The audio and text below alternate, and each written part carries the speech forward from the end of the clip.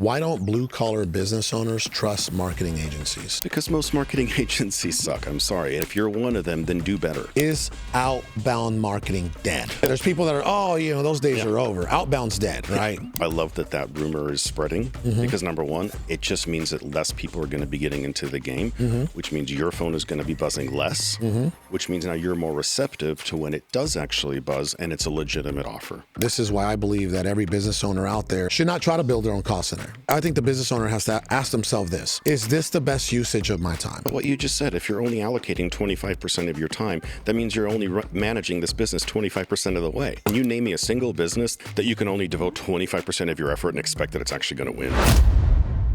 Welcome back to the show. It's your host, Carlos Reyes, and today I got a very special guest in the building. This gentleman specifically is helping a lot of blue-collar businesses, just like you specifically, who is watching or listening today.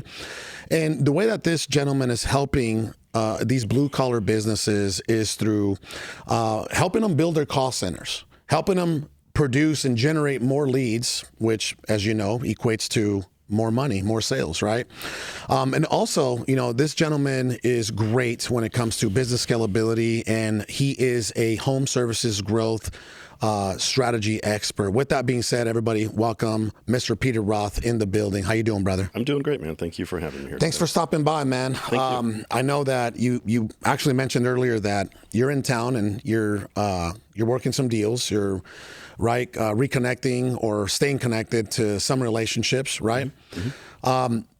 I've been seeing you, lately, and you've been very active. You've been moving, right? What's going on in your world? What did 2025 look like for Peter Roth? 2025 has been my best year ever. Beautiful. Round of applause to myself on this one, which is very rare because I normally don't do that kind of stuff. But yeah, 2025 has been our best year, my best year, company's best year ever. And my 50 years of being alive and 26 years of being an entrepreneur and owning businesses. This has been my best venture yet. It's been phenomenal. And it's not because of me, it's because it helps my clients. That's really the most important thing, right? If they win, then we all win. So when did you begin? So your company is called Scalify. Yeah. Right? Scalify. You can pull up his company, by the way, for more information. Scalify Co. Right? Scalifyco.com. Yep. When did you begin Scalify, and how did you stumble or organically, start building this company? Yeah. So I was in the home services space. I've owned an HVAC company, which we exited out of. I've owned a solar company, a very large solar sales organization. And both of them needed leads, obviously. Okay. Right? And when we started the HVAC company back in the late 2017 or 18, something like that, at the time, digital marketing was still a little bit in its infancy stages. Right? Facebook ads existed, but it wasn't super dialed in. And so at the time, there was really limited way. There was PPC. That was the big thing. Yep. Right? By far. Google AdWords. Google AdWords. Yep. That was the big thing at the time. Yeah. And it still is. It's just ridiculously overpriced. But I was going to tell you, not everybody can afford, right, Google AdWord campaigns. No. Yeah. The average lead cost in home services is $170. I was going to say several $100 in some cases. Lead. Yep. That's the average. Per lead. Right. That's not a sit. That doesn't guarantee a sale. No, that's not a sit. That's right. a lead. Yeah. And it could be a junk lead, right? It could be a fake name, fake number. It could be anything. Unfortunately. $170. Yeah. Yeah. So anyway, I needed to provide leads to my guys, and I was, known for building sales organizations, even within the HVAC company, which isn't known for a sales organization type culture. Yeah. We had a strong sales team, and so I needed to provide them leads and needed to do it affordably. And the origin of how the call center came about was we were running ads. We were doing a couple other creative things, and they were all working to an extent. I'm not saying that they were broken. They just were expensive and not very scalable.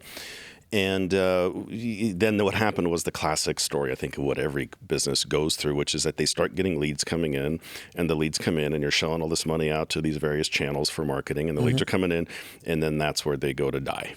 Yeah. Right? Because no one calls the damn leads.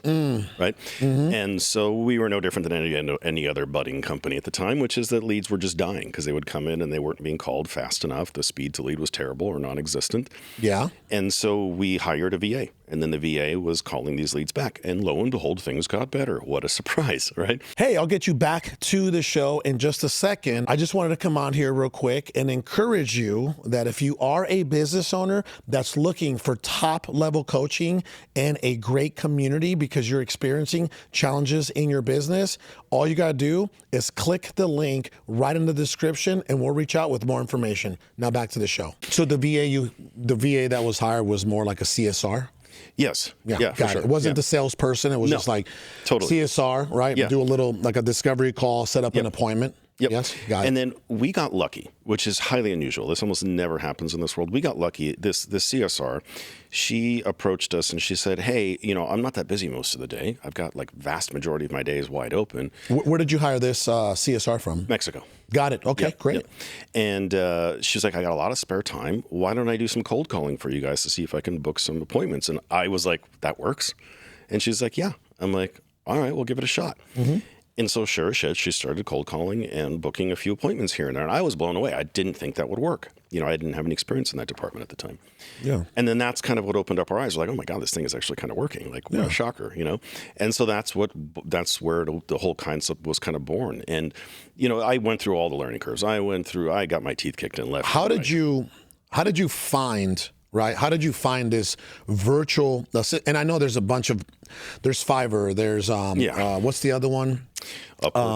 Upwork, right? Yeah. So there's some platforms out there that you can access virtual assistants from other countries, right? Yeah. Man, we have so much to talk about because we've been through our own nightmare of a process when it comes to hiring the right virtual assistants and versus the wrong ones, right? Yeah. Monitoring and tracking and all kinds of stuff. But you specifically at that time, what year was this, by the way? 2000, maybe like 19. 2019, got it. So how did you find this virtual assistant that you hired as a CSR, eventually became a cold caller, right? How did you find this person? Pure dumb luck. Honestly, she came as a recommendation from someone else on my team. They had worked with her in the past. So a referral? It was just a referral. Got it. Yeah, great. No fancy. Is that person still with you? Or? No, because we sold the HVAC company and they went with it. Amazing. Yep. Okay, got it. Yep. Well, okay, so you started it like many people, right? Here's the way that we started our call center. Yep. Same thing. We needed leads. Yeah. And we could not find a reliable, consistent source of lead generation, right? And then we would hire VAs from the Philippines, and then they were terrible, right? Yep. They were horrible. Internet connection wasn't there. There was a huge disconnection as far as culture goes, sure. And so we ran into all kinds of problems for maybe 6+ months until being from Mexico, right? I just told my business partner, this was around 2017. I said, hey, bro, I'm just sick of it. Like, we're paying all this money. We're not getting the results. I said, my brother at the time works at a call center in Mexico. I'm going to go down there and I'm going to build a relationship and potentially come back with a strategic partnership, right? So that, again, one of my businesses started as a necessity for myself, right? So that's kind of exactly the way this business started for you. Mm-hmm. And then over time, right, you started to optimize it and perfect it and make it better, right? And eventually it became something very reliable and something very consistent, and it became something very essential in your business, right? And then when did it go from, obviously you hired the VA and it was a successful venture for you internally, right? Did you begin to hire more VAs for your own company in the HVAC business? Yeah, then things got real wonky after that. That's when the story gets real wonky all over the place.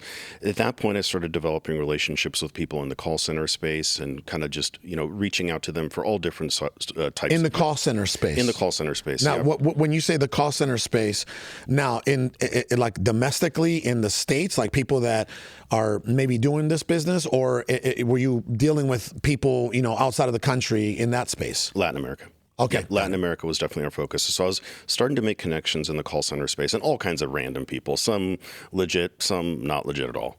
Some real shady characters.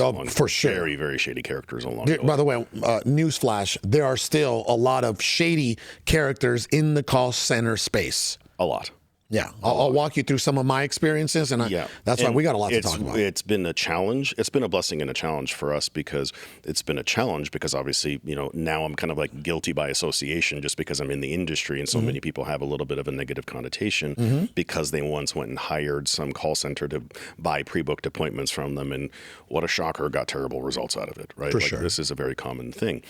And so that's the curse. Now, the blessing is that I get to help change that perspective. I get to help change, the general perspective on, call centers, and bring a much more cleaner and respectable facade, to this industry. Well, and not only that, but here's the most important thing that people, every business owner out there needs to be paying attention to, right?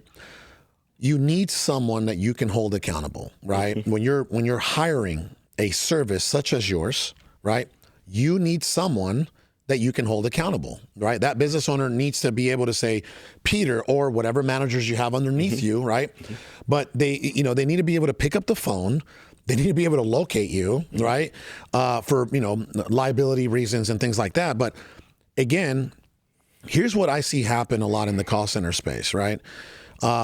These businesses want to, they want to cut corners, and they want to directly go to, let me hire somebody from the Philippines, and then, nobody's accountable. You're getting bad leads, or they're stealing from you, or whatever, they're taking money, they're not producing. Nobody's accountable. Right. It's the single biggest flaw that most people make in this when they try to venture into doing it on their own. And I'm on a lot of podcasts, and I do a lot of webinars, and I talk to people all the time about how to do this on your own. I don't pretend that there's any real secrets to it. People, like, I was on a podcast yesterday, and the host asked me, all right, what's the secret? I'm like, there is no secret. You just got to do the same shit for a really goddamn long time until you get surgically good at the thing that you do. You want to call that a secret? Fine, call it a secret. But it's just, that's the nature of having done the same thing for so long. You get good at every little nook and cranny, whatever you want to call that. Yeah. Right? And so one of the biggest mistakes that I see people make by far is they think, okay, well, there's not that many components to a call center, right? You need some agents, you need a script, you need a dialer, you need some phone numbers to call. How hard is that? Doesn't sound all that hard, right? Yeah. And then I always have to remind them, I'm like, yeah, but who's going to actually run the show for you? Like, who's actually going to manage this thing? I'm like, I got it. Me and my buddy got it. My buddies run a call center. Yeah, you're shaking your head. You know what's up. Oh yeah. Yeah, you can already smell the rotten fish. It's right so now. bad. Right? It's so bad. And that's the thing that most people don't understand, is that everyone thinks that the agents are the most difficult part, or the most key component, and they're very important, of course. I'm not diminishing the quality of the agents. They're very important.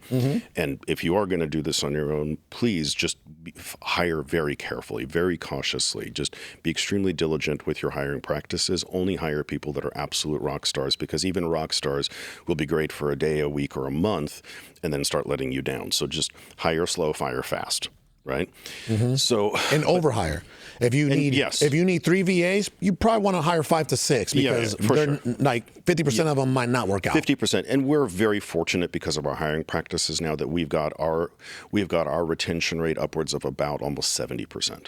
So we only lose less than a third of our agents. Pretty spectacular for the cautious. industry. Yeah, we're just so cautious with how we hire now. And we've got a really great team of recruiters, and we've got a great we just have a great team of people in Mexico who have built a lot of relationships over the years.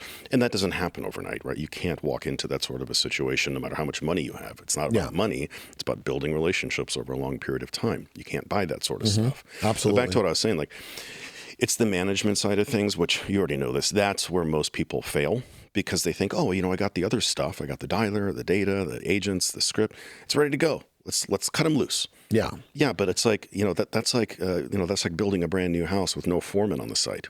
Yeah. No foreman on the site. You want to watch that shit burn down? Great. Well, and after you build that house and you rent that house, you need a property management company to manage the house, right? In this case, manage the agents. Sure. And here, from what I'm hearing from you, is here's part of the problem, right? This is why I believe that every business owner out there should not try to build their own call center. And I'll tell you why, right? Because I'm about to sell. You said it, not me. Yeah, I'm about to. I'm glad you did. I'm about to sell the call center that we've been building. Here's the problem, right? I think the business owner has to ask themselves this: is this the best usage of my time? Yeah. Is this where I get my highest return on my time? Yeah. Trying to find the right agents, train them, right? Manage them. Continue to train them on a weekly basis. QA track every their one of their KPIs. QA their calls. How about track their KPIs, quality assurance, right? I mean, you have now become you're instead of building this HVAC company or this roofing company that's going to make millions and millions of dollars, now you just took yourself from your earning potential being here because now you're occupying, even if you're only occupying 10 to 25% of your time on having to manage this internal cost center you're attempting to build, it's going to distract you from the bigger picture, which is making millions. And how about what you just said? If you're only allocating 25% of your time, that means you're only managing this business 25% of the way. Yeah. Can you name me a single business, the brand new business, that you can only devote 25% of your effort and expect that it's actually going to win? No.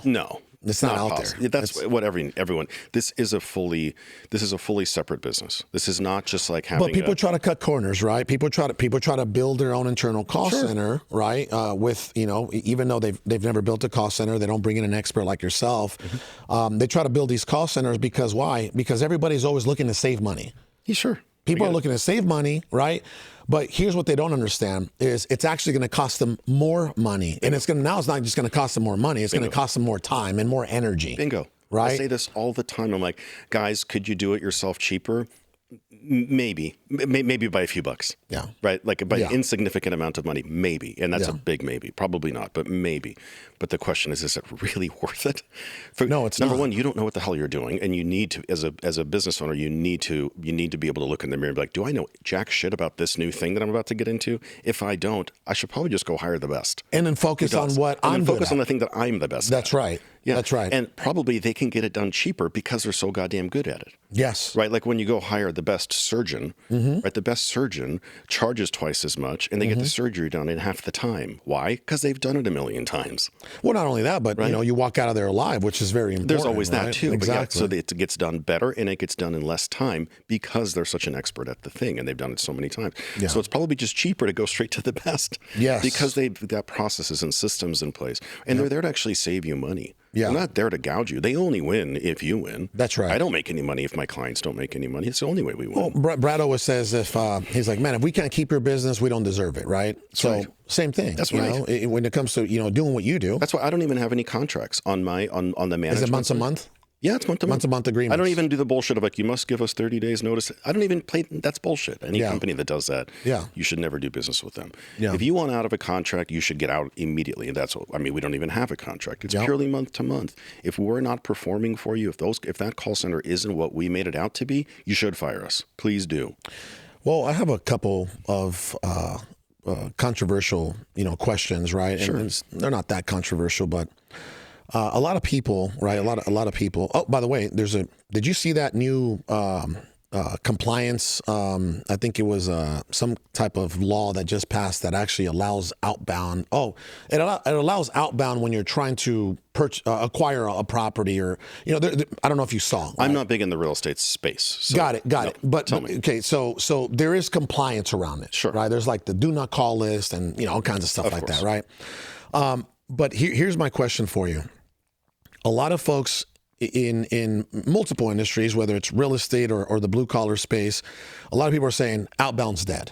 Outbound's dead. Right. A lot of people are saying that. Right. Yeah. There's people that are, those days are over. Outbound's dead. Right. Proactive guerrilla marketing. It's dead. Nonetheless, there's people that are still knocking doors, making millions, and there's people that are still doing outbound cold dialing, right, that are still making millions, right? What's your perspective? Is outbound marketing dead?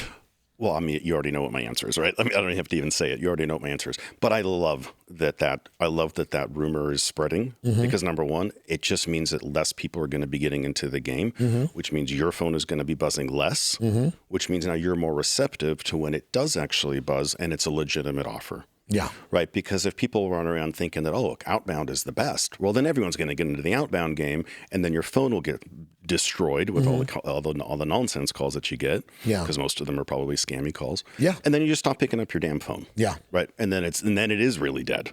So I love that people think that it's dead, because it opens up the doors for the honest business people who actually play this game correctly. Would you say if outbound is dead, right? Why are some of, why is your production, right? Why is production still very high, and why are blue collar businesses like HVAC and roofing still making millions on outbound dialing? Would you? That's what I was going to say. It's like, you guys can think whatever you want, right? The general public can think whatever they want, but I can show you proof to the opposite all day long. I can show you the hundreds of appointments that get booked every single day across all my clients. I can show you all the sales that they're generating as a result of them. So the proof is very much in the pudding. Absolutely. Let's talk about let's continue to talk a little bit about outbound. All right. You mentioned something earlier today that is very important that people may not understand. Well, there's a couple things going on. The blue collar space, number one, right? I feel like when it comes to cold calling in the blue collar space, it's almost non-existent. It's almost non-existent. It's not hugely common. I'll give you an example, right? First of all, most blue collar businesses still run off 90+% off a referral program. Yes. Right? They don't even know how to market. I want to address this right away, because this is a thing that I see a lot, and I love it. Because it really depends on the specific sector of the blue collar industry that you're in. And I'll make this very obvious to people. Different industries need to rely on different types of lead sources in order to pay their bills. Different types of marketing channels. Let's look, for example, let's look at solar and let's look at roofing, which are actually very, very similar. Their lifetime value is one. Right? Boom, they get done. to sell somebody one time, and that's pretty much it. Most likely you'll never hear from them ever again. I think the average person buys a roof 1.2 times in their lifetime, right? Makes sense. So you get to sell them once, and then you'll never hear from them again, which means in order to pay the bills tomorrow, you got to get a whole brand new lead again. Right? You don't get to sell anything to that existing client base, which sucks, right? No one likes that. Now let's flip, which means that they have to get pretty sophisticated at lead generation, or they at least it has to be top of mind, because otherwise they will go homeless. Right? They have to constantly get new leads, which means they need to be somewhat in tune with different marketing channels and different forms of lead generation, whether it's door knocking or paid advertising, whatever. Right? They don't have a choice, otherwise otherwise their lead source dries up. Now let's flip that coin and look at the industry like HVAC. HVAC is very different. HVAC is more of a need-based thing and service-based thing, where you sell someone a system once, they may have to call you back 6 months from now for maintenance or something broke, or they need something fixed, or they want to add something on. So a lot of HVAC companies can be pretty unsophisticated when it comes to the marketing game, because they can get so reliant on their existing pipeline. In other words, a lot of them don't even need to engage in any sort of paid advertising, because they could theoretically just live off their existing pipeline and just wait for the phone to ring. Yeah. Just wait until it gets hot and the ACs break down. Wait until it's cold and the furnace doesn't turn on, and then boom, now you're making money again. So a lot of these HVAC companies don't have to really participate in any sort of paid marketing, and as a result, they can get pretty complacent.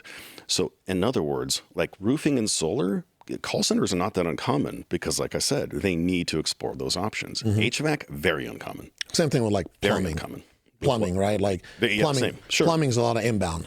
Sure. HVAC's a lot of inbound. Yeah, it's demand based. Electricians, right? That's a lot of inbound. Because it's all demand. It's like essential. It's a necessity. Well, right? My thing broke. Come help me fix it. Yeah. It's demand based. Boom. As opposed to, I can't cold call you and be like, hey, did your thing break? No? Yeah. Shit. Call the next. Hey, did your thing break? Yeah. Damn it. Yeah. Right? You can't do that, right? Yeah. Well, I was going to ask you, so we still, I don't know if you know this, but like, I've been building this blue collar community, right?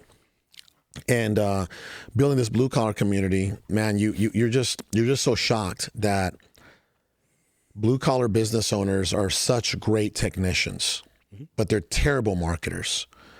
They're such great technicians. What does that mean? The plumbers know how to plumb. They're great, right? The general contractors, they know how to build a house from ground to roof, right?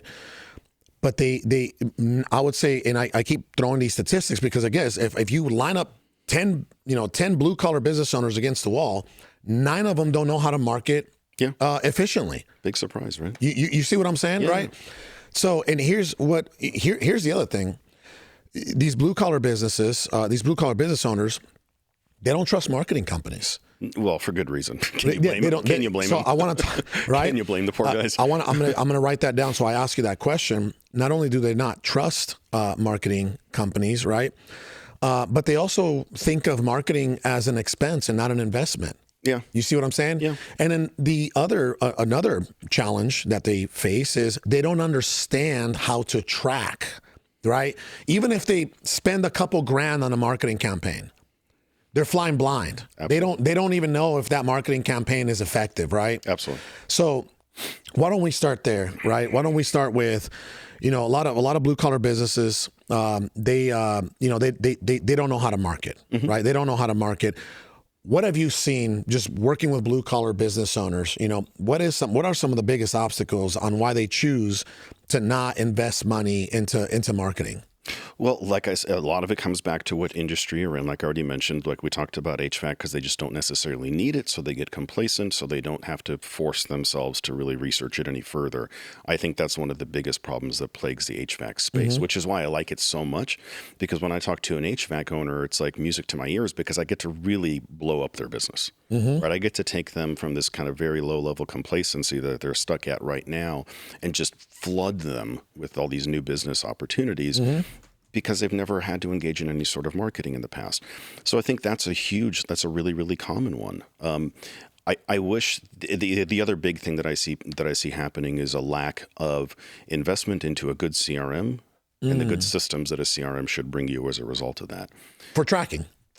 Yeah. And not just for tracking is one of them, right? For tracking your KPIs, but number two, for having a good system for following up with leads, and more importantly, for following up with the people that said no.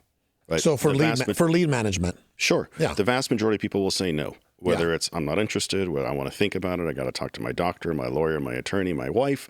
Let's talk about it next year. Circumstances change. Circumstances change all the time. Or they cancel or they no-show. Hugely common things. Well, you got to ask yourself, like, what system do I have in place to rehash all of those leads that kind of died off? Yeah. Most companies... Look, I talk to company owners and fairly sophisticated ones all the time on a daily basis. I have yet to meet one single business owner that I think has a really truly sophisticated setup put together to manage that bucket of no's. And it's just shocking. Yeah. Because I'm dealing with some pretty large companies. Yeah. Right? Really large companies. And like even 8-figure plus companies. Yes. Yeah. And even they really could use, and that's one of my biggest joys, honestly, is when I get to work with these companies as coming in as a strategist and as a coach and showing them all of those areas that that money is just seeping through the cracks left and right. Yeah. And when they see that stuff, I mean, we can make changes to these companies in a couple days and improve their bottom line dramatically. Well, I was going to ask you, right? So what what are some of your favorite CRMs, for every operator out there that's listening or watching, what are some of your favorite CRMs, or specifically, what's your favorite CRM? Look, my needs are very different than if you're in the home services space, because I'm for an HVAC company or so for I'm a roofing essentially company. I'm in the lead, right? I'm in the marketing space, so my needs are going to be wildly different than you, Mr. Roofing Company, or you, Mr. HVAC Company. My needs are going to be wildly different. So you're probably going to have to resort to whatever your industry leader is. Now, I do have some very big opinions on the subject because I see them all, because we have to integrate in with existing CRMs all the time. For sure, and everybody has a different one. And everyone's got something different. Jobber. And I don't want to name names. I don't want to name particular. I don't want to throw any CRMs under the bus. Message me if you want. If you want the private deets. But I don't want to throw any CRMs under the bus because I don't feel like getting sued today. For sure. But I would say, Service Titan is probably the only one that I'm really aware of that really hits all the points. For lead management? For everything. Specifically? For everything. Got it. For everything. But it's so expensive. It is, well, welcome to life. I mean, welcome to getting here's what I'm saying, right?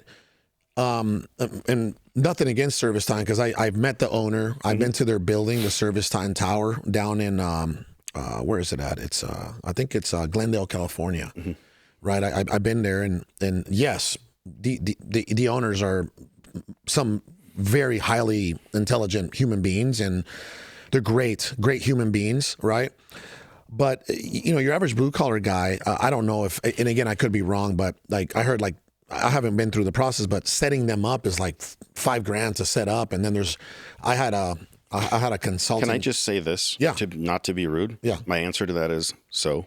Yeah. Well, So now, if you can't put aside, I thought you were going to say a much higher number, by the way. yeah. I was shocked that you said $5,000. Well, if that's you not even- can't yeah. prioritize $5,000 for the heartbeat of your entire business, then your priorities For are sure. But very what I'm messed saying up. is, why would I, as a blue collar guy, right? And by the way, some of the guys that I dealt with, they were paying like $2,900 a month. Yep. Okay. Why would I go with ServiceTitan as my CRM when I can go with a customized version of Go High Level? I was just about to talk about That is not $5,000 to set I was up. just about to say that. Yeah. So I use High Level. I love High Level. I love Go High Level, I've been too. a High Level devotee for years. I sing their praises all the time, and it just gets better and better by the minute. I love High Level. For sure. Absolutely love it. You get what I'm saying? And That's all I'm saying because yes, especially for what you do, like lead- 1,000%. Yeah, for me, High Level is the best For sure. because I don't need anything beyond High Level. Yeah, right? yeah, you don't But need to there be- are certain specialized applications. Like if you're in roofing, High Level is not the best when it comes to the project management side of things, and that's what has to happen on the roofing side of things, and that's the easier side. HVAC, that's where things get real complicated because HVAC has way too many departments and way too many paths that a consumer too can many take. moving components, It right? just gets so damn complicated, and High Level would make things really complicated for an HVAC operator. They really would benefit from using a highly specialized piece of software like ServiceTitan. And I bear nothing to gain from ServiceTitan. For sure, Zero. for I have sure. no skin. I no dog in the hunt. Yeah. But they would benefit a lot. Now, I do see companies that use both. Because, well, not ServiceTitan, because ServiceTitan does everything. So if you're on ServiceTitan, you've got everything that you need. But if you're not on ServiceTitan, most likely, I have yet to run across an HVAC-specific or roofing-specific CRM software that can truly manage leads effectively through a series of automations and marketing channels and drips and all that kind of stuff, complex workflows that you can customize. I've yet to see a roofing-specific software. Maybe one exists. Correct me. Put some comments down below. If I'm wrong, please do message me. Don't spam me too much. But I've yet to see one that can manage leads using complex workflows for marketing purposes as well as the project management. They're all good at the project management side of things. The most common big roofing CRMs, I don't want to name names, you know them. But they're not good at that lead They're good management at that. side They're of good at the things. project management, but they fail miserably. And I know this because I have to integrate with them every single day. We bring on a new client. The first thing I ask is, cool, what CRM do you use? Awesome, because we need to integrate in with it. So let's talk about it. And it blows my mind how some of these big brand name CRMs don't do very basic things. Like I cannot create a basic booking page, a calendar booking page for people. That's we crazy. cannot create basic And these are billion-dollar companies. basic appointment follow-ups. Basic things. Yeah. And they can't do it. So like I have to tell them and be like, I think you guys are actually better off splitting your whole business and letting the leads be managed through GHL, through High Level. Yep. And then keep your existing Makes a lot CRM of for sense. once someone gives you money and they become a paid client. Now they get moved over into there. Makes a lot of sense. Makes a lot of sense. So let me ask you another question, right? Why don't blue-collar business owners trust marketing agencies? Because most marketing agencies suck. I'm sorry. And if you're one of them, then do better. Then just do better. I mean, how hard is that, right? Like, look, I'm 50 years old, and there's a reason why we've reached the success that we're at. It's because I don't screw people over, and I take care of my clients like they're like my own family. And I know that sounds corny. I know that sounds cheesy, and everyone probably says it. But if you're just saying it and you're just doing it for lip service, then shame on you. Yeah. You should be caring about your clients. You should put their needs in front of yours. You should be caring about their performance before your bottom line. If you put your clients first, your bottom line will always, always, always take care of itself. I can only imagine, right, how high the churn rate is with these marketing agencies. Yes, it's terrifying. Their retention rate, I think, for a standard agency is probably sub 20%. If they're honest with themselves, probably sub 20%. I wouldn't doubt it. It's horrifying. I've had my teeth kicked by 99% of the marketing agencies that I've ever worked with. Yep. And these marketing agencies, you're right. They are great at selling themselves. Right. And then we get into the campaign. And then, it's 2 to 4 weeks for optimization. Okay, cool. We'll wait. Mm-hmm. Right. There goes a month. All right. Got it. And then, right here we are. And let's just even I recently just saw a case study. Man, this was tough. I saw this guy spent $71,000 year to date. Ready? Year to date. This is a small construction company. $71,000. He generated $312. 312 leads. Okay, ready? Lead qualification percentage was 30%. So for every 10 leads that came in, only 3 of them were really looking to acquire his service. All right, ready? I'm still going to keep going down. That's okay. Go ahead. Yeah. Ready? Was able to book 10 appointments, right? 10 appointments, and didn't convert any, unfortunately. You know, they didn't convert. Now, don't get me wrong. You know, it's like that's going to happen. You know, right? Your conversion is mostly once you're in the door, right? Like that's dependent on your skill set as a salesperson and yes, your service and your brand. If it's a horribly qualified lead, then it is the marketing agency's fault. For sure. If they're not qualifying in an expert-like type fashion, then it is their fault. And here's what I saw, right? Here's what I saw. I said, okay, here, let's do some math, right? And this is educational for every business owner out there that's watching or listening. Here, ready? This is a construction company now. 71 grand. Okay, you divide that by 312 leads. Well, how about 10 leads, right? Well, you're right. Yeah. But you know, supposedly, right? This is the cost per lead was $227, right? Which, like, by the way, this was all Google AdWords. Okay. Of course. Right. Okay, $227 cost per lead for a construction company. If you're running a Google AdWords campaign, that's nothing out of the ordinary. It's almost very common. It's you know, 180 to 250 bucks. You're kind of within the threshold, right? Yep. See, the cost per lead wasn't the problem. The lead qualification percentage was a problem, and the fact that he only got 10 appointments out of those 312 leads, right? That was a problem too. That's horrifying. How about this? What about the biggest metric that every business owner should look for when hiring a marketing agency, right? Because we can sit here and talk, oh, what's my cost per lead? What's my lead to conversion ratio, right? We can sit here and talk those metrics, but at the end of the day, I tell them the number one thing that you need to be tracking is your return on investment. The ROI, right? I gave this marketing agency, $5,000, right? Oh, I got a job, and you know what? I was able to make a $25,000 sale. All right, cool, right? What is that, 5x, right? 5 times 5, 25, okay. You're fine, because a lot of marketing agencies out there, a 4 to 6x ROI on your money is very common. You get what I'm saying, right? So the first thing that you need to look for is, okay, let me look at what my ROI looks like this month, right? But if that's not working, like if something's off there and you're not getting the ROI, the next thing that you need to be looking at is the qualification percentage. Am I reaching my ideal customer? My ICP. Am I reaching my ideal avatar, the person that is looking to acquire my service, right? So with that being said, everything that I just disclosed or discussed, what would be your feedback on what I just said? Okay. I love that you just said all that, because this is we know the same game. My favorite part about this whole conversation is getting into the numbers, because we can talk blah, blah, blah, blah, blah all day.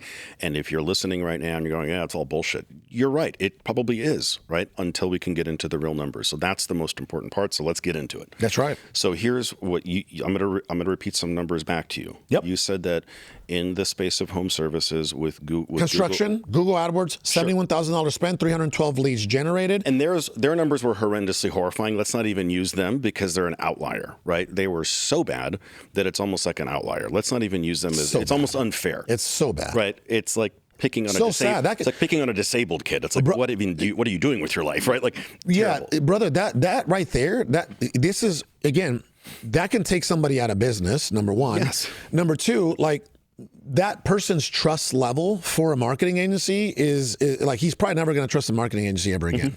You know what I mean? Oh man, I spent, I invested $71,000 and I haven't got anything. Yep. That is a kick in the teeth, man, and that will forever hinder and traumatize this business owner, right? Like for future growth, So continue. Okay, let's talk HVAC, because I have the numbers fresh in my mind right now, fairly fresh in my mind right now. Let's talk HVAC. You brought up an interesting statistic earlier in this conversation where you said the average home services company will spend about $150 to $250 on a Google PPC generated lead. Easy. Just lead. For sure. Not guaranteed sit. Nope. Just a lead. They could be total scam, nonsense, wrong name, wrong number. totally unqualified, right? Who knows? Now you got to ask yourself, okay, well, how many of those do I need to get an actual sit, right? Because a lot of them will be bad contact information, cancel, no-show, so on and so forth. Let's say 5, 6 to get one sit. Is that a fair? Do you think that's a fair number? Yeah, that makes sense. Okay, so let's use 200 for simple math. Let's put the 150 to 250. Let's use 200 for simple math. Times 5, that's $1,000. Okay. Now you're at $1,000 per sit. Oof. You're starting to get a little scared now. We haven't even got into the customer acquisition costs. No. We're just we're at the very top of the funnel. Sitting down. We're top of the funnel. We're just sitting down. Right? We don't even know anything yet. Yeah. They could still be unqualified. Yep. But we're just now sitting in front of a real human being. We just spent $1,000 to sit in front of a real human being. Now, what's your closing percentage, Mr. HVAC company? 30%. 30%. What's 1,000 times 3? 3,000. $3,000. That is my customer acquisition cost. There's your customer acquisition cost. And if I'm selling them a $5,000, right? Right? Yeah. And a lot of you may be looking at that going, well, that's my normal customer acquisition cost. My normal CAC is $3,000 or $2,500. And for a lot of you, that is normal. And I'm sorry to say it, but like that's frustrating for you, and I feel your pain. You can do a hell of a lot better. Let's get into where things get better for you now. Here's the beauty of when you take ownership of the marketing system yourself, in this case, a call center. And this is not me selling you on a call, I mean, sort of, but this is not really me selling you on a call center. You're just educating. I'm here to show you the power of owning your own lead generation system in-house. Whether it's a call center, whether it's having an expert on your team who's an absolute wizard at running Facebook ads, whether it's someone who's just a genius at running PPC and can get your lead cost down to something that's reasonable. I don't care what it is, but you got to own it. You can't go hire some marketing agency because they got to make their money too. And that's okay. Everyone's got to make their money. But you're just a number at that point. Right? You're just another number. You're never going to get that level of attention as if you had someone sitting across your desk who works just for you. So I know call centers, right? And I know that I can beat those numbers in a very dramatic way. Let's get into those numbers. In the world of HVAC, okay, we can talk roofing too. In the world of HVAC, the most common pitch is the standard inexpensive tune-up call. Usually $39, $49, something like that. $79. Whatever your number is competitive in your market, right? Sure. That's the most common sort of foot in the door, the Trojan horse, if you will. So we book these. We build out a call center for you. Let's start with just 3 agents, the minimum size that we'll do. 3 agents. 3 agents. Each agent outbound cold calling. Yes, each agent will book approximately 4 of these a day. A lot. It's a very simple pitch for them. So they'll book about 4 of these a day. So that's 12 a day. So you got 3 agents, right? Why don't we use Phoenix as a market, right? Sure, that's a great market. You got 3 agents. First of all, HVAC here obviously is a big deal. It's super hot here for most of the year, right? So okay, 3 agents here in Phoenix, Arizona. Let's just say I own an HVAC company. I hire your services, right? We got 3 agents. Yes? Okay, got it. So I can expect 4 leads from those 3 agents consistently on a daily basis. Is that what you're saying? In-home booked appointments for this tune-up call. This is, okay. Now, there's no guaranteed, right? There's no guarantee. Like, this is just us. These 3 leads are, they're booking with us, and I'm going to go visit them trying to sell my $79 tune-up, right? No, it's already been sold. They've already said, yes, we need our system tuned up because we haven't done it in X number of years. So yes, please do come out and do that for us. Okay. It's already sold. Done. Now, we're diverting a little bit from what I'm talking about, but that's okay because this is an important I'm trying to understand the process This here. is an important part of the conversation, which is that, look, I wouldn't even want you to build out a call center if you don't have a good sales system in place. Because then you're putting the cart before the proverbial horse. Makes sense. But you've got to have a solid system in place. You can't come in and expect us to save the day if this is if you're riding on your last leg and you're investing your last penny hoping that it works. Please don't give it to me in that case, right? That's not what we're here for. We're here for companies that already have a solid system in place, that already have good, reliable salespeople with a solid system and a good CRM and good follow-ups in case someone says no or cancels, right? You got to have all that stuff decently in place. If you're just okay at it, that's fine. Let's talk. I'll help strategize strategize you and build you up there. But please don't come to me if you got nothing in place, right? For sure.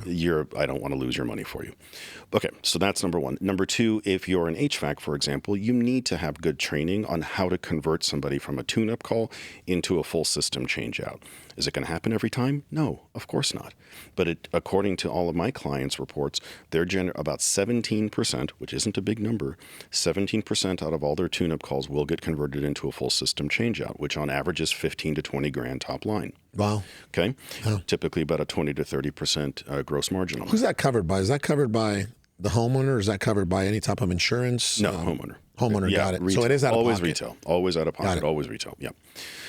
So let's go back to the numbers. Okay. Each agent is booking 4 a day. Yep. Times 3. Wait. 3 agents are booking 4. Each agent is booking 4 a day. Holy smokes. Yes. Times 3 So agents. that's actually 12 total. A day. What's 12 times 20? There's 22 working days in a month. Let me do the math. I don't know. Yeah, let's do it together. Right. So, okay. Yeah, you do the math. I'll spit the numbers out at you. Okay, so 12 times 22 is 264. 264. Okay? Wow. Now, about 20% of them will cancel, so subtract 20% from that. All right, we'll subtract 53. So 264, right? Okay, so now we're down to 210-ish. Yep, 250. We'll subtract 53, and we are at 211. 211. Okay. Of those 211, 17% will convert into a full system change out. The average profit... 36 of them. 36 of them. So the average client of mine is generating $6,000 in gross profit off of a full system change out. Well, why don't we do this? So take 6... Let's go gross. And then we'll go. Then because it's still, the top line of sales, right? Let's use gross. Okay, 36. What? 17.5. Let's lowball the number. Let's call it $12,000. Okay, let's go 36 times 12,000 times 36. Yeah, we're at 430 grand. Okay, so there's the first number we want to keep in mind is 4. So let's remember this number: $430,000 top line first 30 days. That's right. Okay?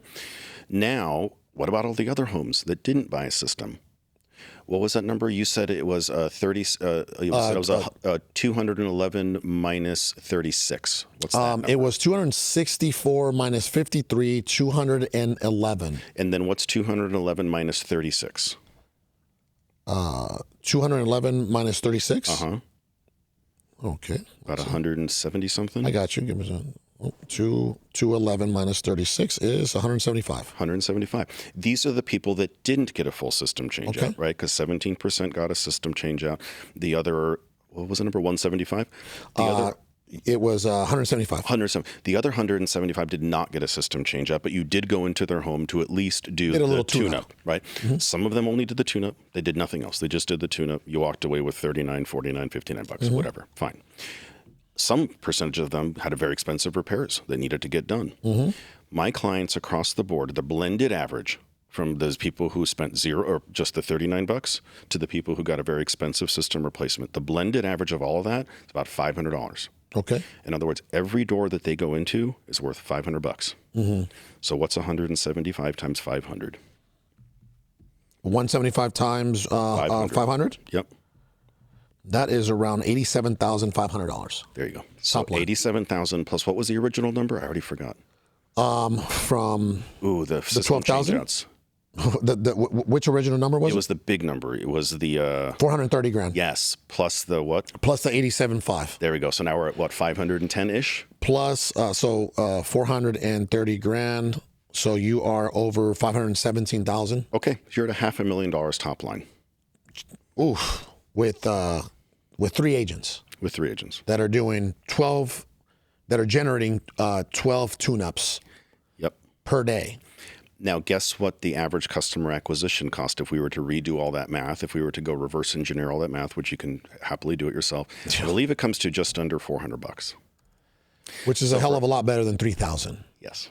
So for under $400 per customer, they're walking away with, we'd have to blend what the average is between the $500 service ticket and the $12,000 full system change out. So whatever that blended average comes to, I have no idea, but let's call it. It's not a true average because, right, we said 175 spent $500 and 36 of them spent $12,000 a piece. So we'd have to figure out that average, but it's a large number, whatever that is, right? It's a large number. So you spent $400 to get whatever that large blended average really is. Yeah. So there you go. That should be the mic drop moment right there. 100%. Where you now start to see the value of owning the system in-house and really, really having full control over every aspect of it. 211. I'm actually still, I'm like, 211, so 517, right? Let's ask ChatGPT. Divided 211, 2452. 2452 is the true blended average? Okay. Yeah, so that's your blended average. Yeah, if you so take the you spent 175 customers and 36 customers, right? Yeah. You divide the 517,500 divided by the total customers, you're at an average, your average customer is $2,452. There you go.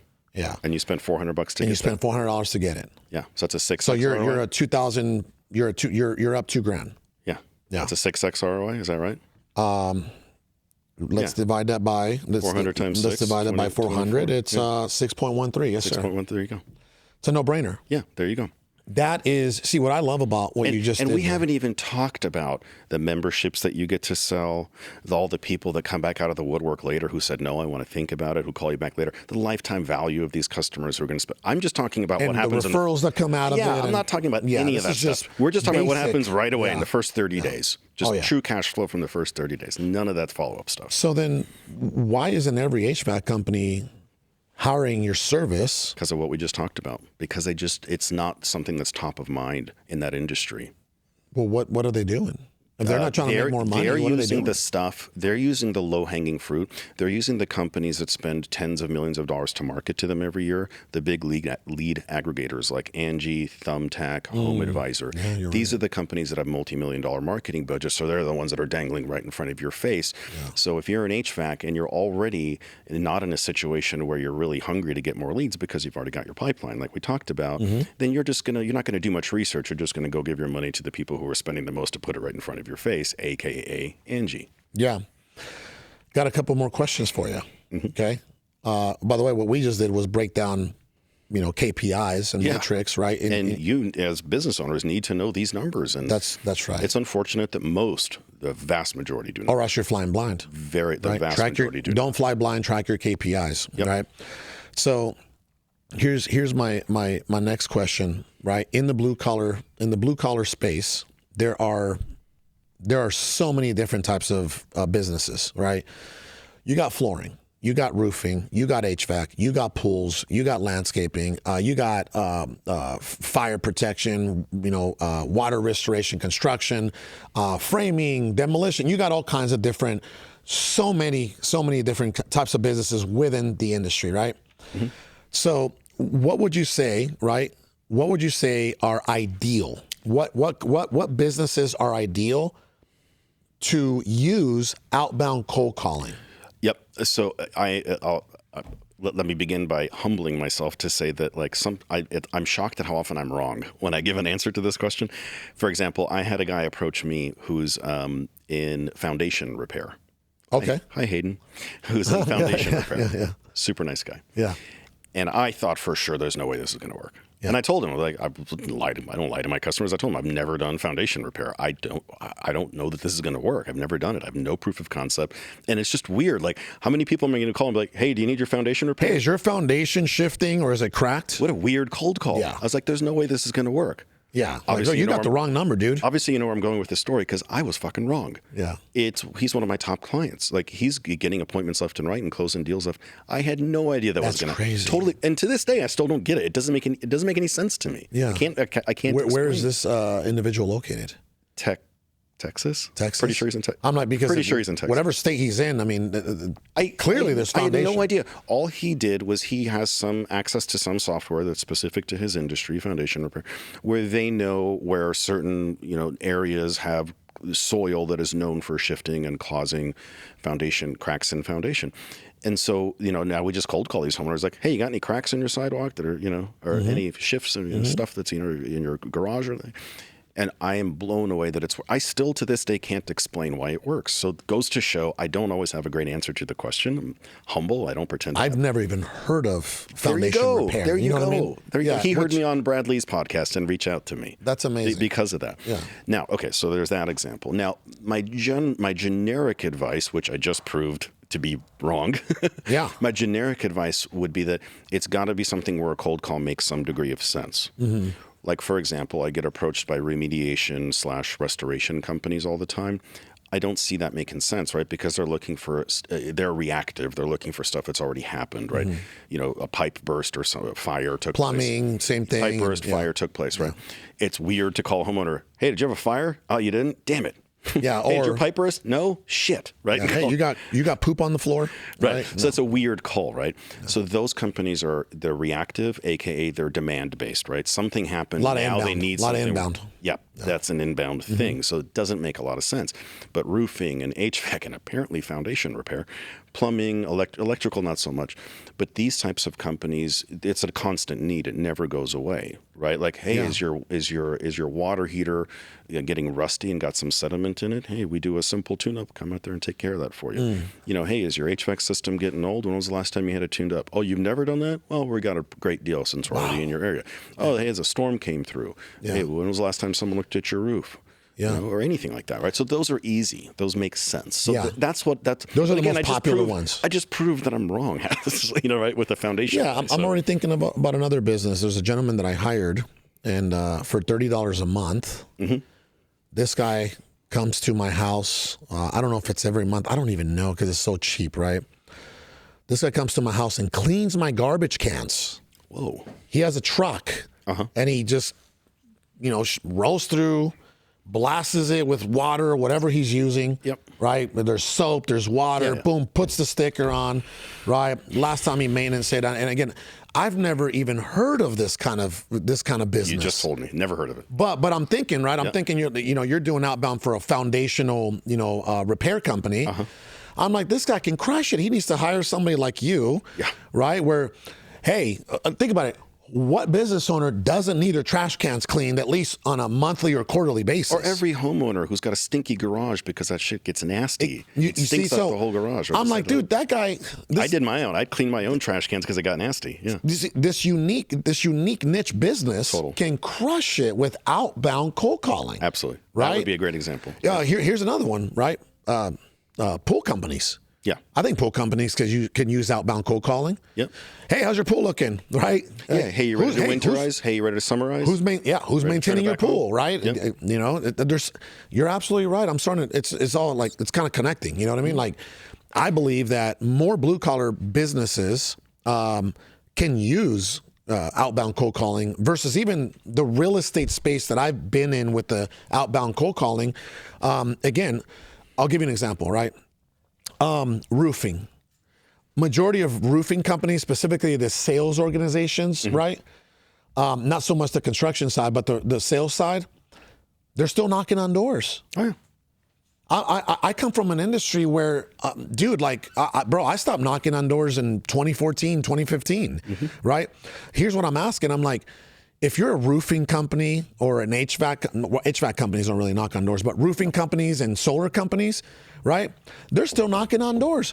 Why would you knock on doors why would you knock on doors instead of cold calling all those doors? Because it's a separate skill set. You already know this. It's a totally different set of skills.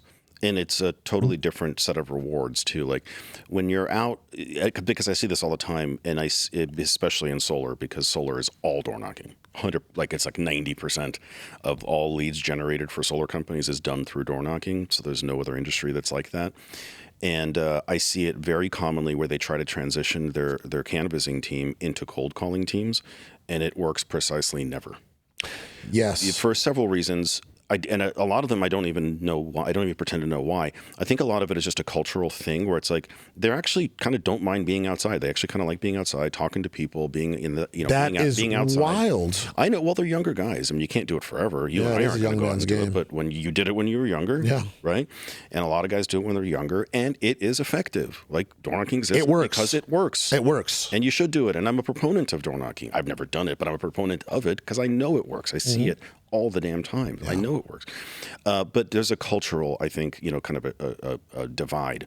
And so, the people who do it like it because they're actually communicating with homeowners and getting that instant feedback. right? They're talking to a homeowner and they know that it's going to lead into something more likely to be a sale. Whereas on the phones, it's a much lower percentage game, much, much lower. Now they have a lot more opportunities to go up to bat, but it's a much the lower scalability percentage game. factor, if you go the outbound cold calling, is so much better. I get it from a numbers and cents perspective. Yeah. Of course, I get it. But from a cultural and from a feeling perspective, it's just different, right? If you're the one having to do it, I can preach the numbers all day long. By the way, I've owned two solar companies on two separate occasions. Okay. I owned 50% back in 2019. The company was called Solar Fuse. And then I owned 50% of another company called Powervana. I think the damn the sign is still up front. We literally shut that company down earlier this year. Okay. And here's what I'm saying. Okay, I understand that. Yeah, it's a young man's game, and people love being out, and they'll knock on 80 doors. They'll get 3 to 5 sits, and maybe they convert one into a deal, right? Yep. But, again, from a scalability standpoint as a business owner, right, I just don't see it as a very efficient process. No, I'll spit some stats at you. The average door knocker in whatever industry you're, it doesn't matter. The average door knocker will only communicate with 8 homeowners in a door knocking session. Wow. 8. So he'll knock on 80 doors, right? Yeah. He'll knock on 80 doors, 60 to 80 doors. Yep. That's and very we'll talk common. To 8 people. Yeah. That's it. Now let's talk. And about how many of those 8 people will actually allow that person whatever your industry to come into the home? Yeah, that's a different whatever your industry is and how good you are, right? Yeah. But now let's talk about a call center. Like now replace that person with one call center agent. And here I'm going to blow your minds with some crazy numbers here. Yeah. Right? And this is kind of funny because people always say like, hey, does cold calling still work? And my jackass response is always, no. I'm like, what do you mean? I'm like, well, because 99.5% of the time it doesn't work, but I only need to be right 0.5% of the time to make you rich. Yeah. And they're like, what do you mean? I'm like, well, let's talk about it because the average call center agent will make about 1,500 outbound calls in a day. Yeah. Okay. As opposed to how many? 60 to 80 doors? 60 to 80 doors. 1,500 phone calls in a day. Mm-hmm. Right now, their contact rate is smaller, so they're only going to talk to about 2 to 250 people of those 1,500. Now, their booking rate on that is about 1%-ish, right? Depending on what industry you're in. That means they'll book about 2 appointments out of all of that. This is solar. This is no, solar is less. Solar is about a 0.5% to 1% booking rate. So they'll book about 1 appointment per day per agent. Roofing, double that. HVAC, double that again. Wow. Yeah. So HVAC gets by far the best numbers. So, but my point is still the same, right? It's like out of 1,500 calls up here at the top of the funnel, we boiled it all the way down to just 1 or 2 appointments. Amazing. So does cold calling work? No, because technically speaking, right, like what other business would you be like, well, this is a miserable failure, right? Yeah. You had 1,500 opportunities to go up to bat and you only came out winning 2 times, right? That sounds terrible on paper, right? Mm-hmm. But when you start closing those deals, you start realizing, oh my God, like this is an incredibly powerful thing, especially given what it costs to build and run a call center. Yes. I mean, based off all the information that I've received from you, I'm like, dude, like if you are an HVAC company, you should be doing some outbound cold calling. If you're a roofing company, right? Solar left a bad taste in my mouth. Yeah, no, and then everybody else. Yeah, all kinds of stuff happened, apparently, right? Yeah. And then now it's like they're like selling batteries now over solar systems, right? It's something I'm out the game, right? I'm out the game. I will never be back into the solar space, but not just you. I deal with a lot of HVAC and roofing. I'm like, dude, every roofing company, every HVAC company should have a cold call team. Hands down. Amen. Like, and you know what? And do me a favor if you're watching, don't try to build it yourself. You don't do that. Focus on running the business. Amen, bro. Right? Amen. Focus on managing people. Yep. Focus on your financials. Like, don't try to run it yourself. Don't try to build it yourself. Hire a guy like Mr. Peter who already knows what he's doing, and he's going to do what he does, and that way you can do what you do. Here's another question for you, by the way. Yeah. Okay. How many active clients would you say you have right now? We're upwards of about 60 clients right now. So 60 call center build-outs. 60 call center build-outs. That's amazing. That's amazing. Okay. And, how do you make sure, like, what does Peter Roth do? Because we were talking about marketing agencies, and most marketing agencies, unfortunately, they once you're in, right, they kind of put you on, what is it like, what's that called when you just allowed to drive like autopilot. Right, they kind of put you on autopilot. You know what I mean, right? And then they only come back if the customer complains. Right. You know what I mean, right? Yep. What do you do that's different? What do you how do you make sure that your customers are in the green? I'm so glad you asked that question. That's really great. Thank you for asking that. That's one of the things that we by far take the most amount of pride in, which is the customer service side of things. I always tell people it's like, if you're choosing to hire us to actually manage the call center for you, which you don't have to do, we can just build it out for you and then just hand you the keys and then you can manage it yourself. Now, that almost never happens. 99% of our clients choose to have us do it for all the reasons that you just mentioned. But when you do hire us to do this for you, that monthly management fee entails a lot. It's not just one guy who's, some high school kid in Mexico who's sitting around doing this stuff while, surfing the internet all day long. No, you've got a team of 5 people. You've already figured out a system. Yes. Yeah, yes. Exactly. We're growing this company massively. For sure. And this company is growing massively. We're making some big partnerships with some big companies. We're doing some equity partnerships with other, some other players as well. Makes sense. Sometimes there's profit sharing instead of maybe, actually paying for the marketing service, right? So so like, well, to answer your first question, we've got, generally speaking, it's a team of 5, right? So there's the COO at the top, there's the customer service manager below per campaign. Per campaign. Well, okay. Well, no, the COO is the COO. Runs the whole show. Yes, he's running the whole show. Yeah. But there is a dedicated customer service manager. There is a dedicated quality assurance manager. And then there are 2 people underneath them who are just running KPIs and numbers all the time. So there's a minimum of 4 full-time people plus the COO on top, who's always paying attention to your campaign, who's communicating with the clients, generally speaking, almost every single day. Amazing. Almost every single day. Amazing. So everything is an open book. I always tell people, like, dude, if you want to just use us to learn how to do it yourself, fine.